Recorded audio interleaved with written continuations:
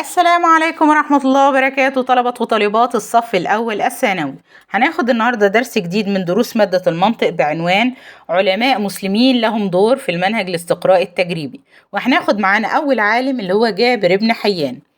يصف مؤرخ العلم بأنه رجل التجارب العلمية، واللي أطلق عليها اسم التدريبات.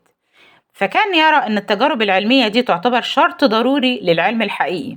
حدد هنا 3 خطوات في منهجه التجريبي، وهي أول خطوة عندنا اللي هو وضع الفرض العلمي بناء على الملاحظات.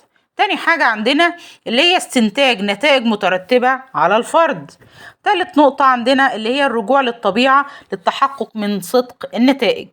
مثال على كده لو جينا نشوف تجربة الكثافة، هنلاقي مثلا ان في البداية بيفترض العالم ان كثافة الزيت اخف من كثافة الماء بناء على مشاهدات سابقة. بعد كده بيتم استنباط نتيجة ترتب او نتيجة ترتبت على هذا الافتراض، وهي ان الزيت بيطفو فوق الماء في حالة خلطهم معا. ثالث نقطة عندنا ان هو بيعود للواقع ليتحقق من صدق النتائج المترتبة على الفرض وتوصل الى ان الزيت بيطفو فوق الماء.